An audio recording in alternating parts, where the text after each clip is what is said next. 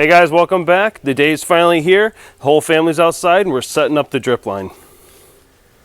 All right, we have everything laid out. We already have a 1/2 inch tubing laid out. It's 100 foot, and we have 2 more 100 footers. And then we have our 1/4 inch, 1/2 gallon drip line with 18 inch spread. We have one with a 12 inch spread, and then our regular 1/4 inch.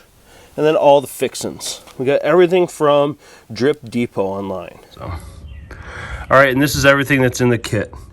This is all for the 1/2 inch line. We got our T, our connector, and this is our end cap. We have our goof plug for the 1/4 inch line, an L bend and a connector, and a T. And then these are our emitters. We've got a 1/2 gallon and a gallon. This is like a little mini sprinkler that goes on the end, and a little goof plug that goes with it.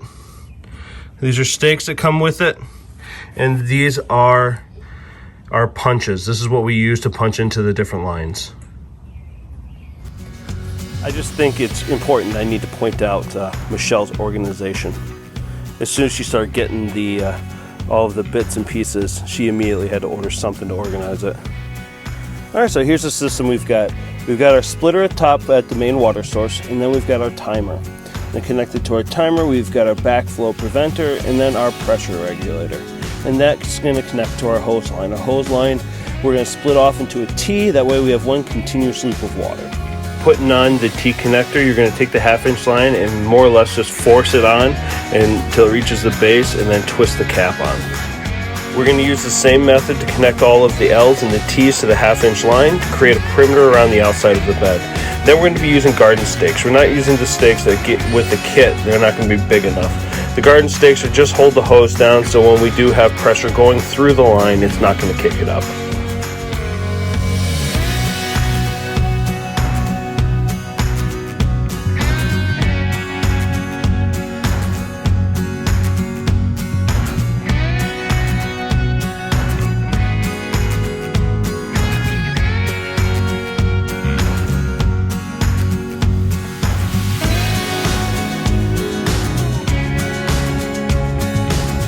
Now that we've reached the end, we're going to take our 1/2 inch and connect it to the T that we started in the beginning to close the line. We're running the 1/2 inch hose on the perimeter, and then we're doing a couple cut-ins, dividing up the garden into sections. That way we have a shorter distance to connect our 1/4 inch emitters and drip lines directly to the plants. We're going to be running our 1/4 inch drip line with the 12 inch spacing for the emitter, weaving it through the plants, trying to make it so each plant gets its own drip emitter. And we're going to close the loop using a T connector and using one of the solid 1/4 inch lines to connect it to the main 1/2 inch line. All right, we're out here for day 2. We've already gotten a head start and done some encirclements around some of the shrubs. The only thing right now that don't have anything are the evergreens or the dark grass. So what we're going to be doing is we're going to be connecting each one of these encirclements directly from the line to the plant, and then connect each one of the plants together to create our line. Back here, the 9 bark and the 2 laced up elderberries are so close to the main line, they're going to get their own line directly off the 1/2 inch directly to the plant. We're using a 1/4 inch line with a 6 inch spacing, and we're connecting it with a T connector, and off that we are running the 1/4 inch solid line to the next plant. Now they're all connected.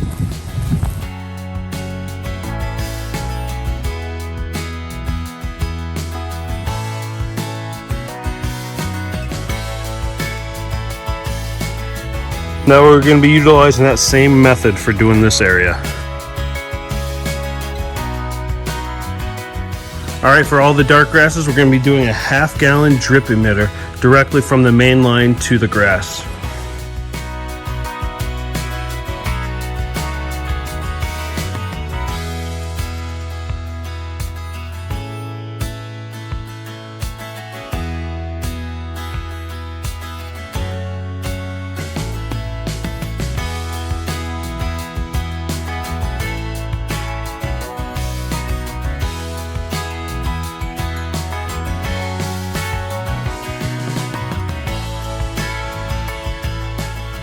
Here we're using the 1/4-inch drip line with the 12-inch spacing for the emitter. We are getting a little creative in this area because we're having to space it out and weave it through the plants and wrap them around plants to make sure each one gets its own emitter. And then closing the loop with the T connector and running a straight solid 1/4-inch line directly to the 1/2-inch tube. Now for this last section, we ran out of the 12-inch spacing, so all we have left is 6-inch. And I don't want to wastefully dump water in areas where plants aren't going to benefit from it. So what I've done is I start to cut it so each plant is getting a couple of 6-inch emitters around it, but then I'm using the solid 1/4-inch line to separate the two of them with these straight connectors.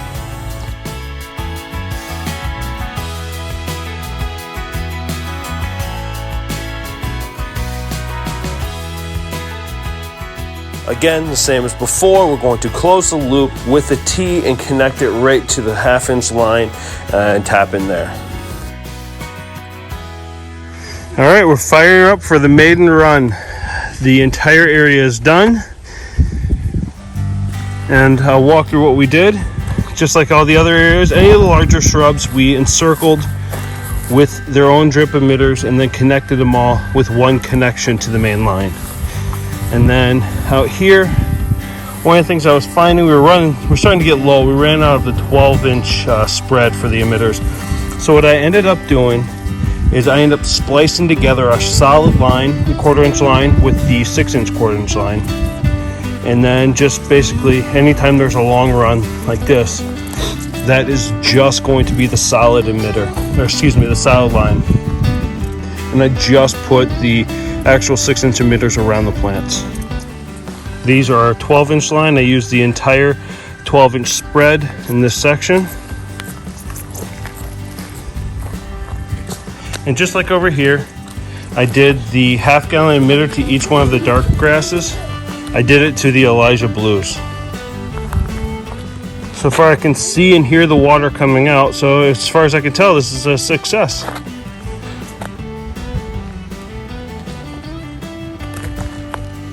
All right, and there you have it. Everything's in, everything's working. We're gonna let it run for about 20 minutes today and monitor it, make sure everything is gonna be coming out well. We're not having any areas spewing out where they're not supposed to. Now, once we get the chip drop delivery, we're going to put that over the top of this. It's gonna cover up most of the line. Now, we do have pretty drought tolerant plants, so we're not going to be doing this every day. It may be every couple days to start with, but we're going to feel it out and see what our plants need. And we're going to, when we monitor that, we're going to determine when and how often, how frequently and how long we're going to let the water run. Now, I will leave a link for the drip depot in the description below. Like always, I hope you learned something. I hope it made it look easy, because it really was. Once I started getting into a rhythm, these things just started connecting fast. So thanks for watching, everyone. We'll see you soon.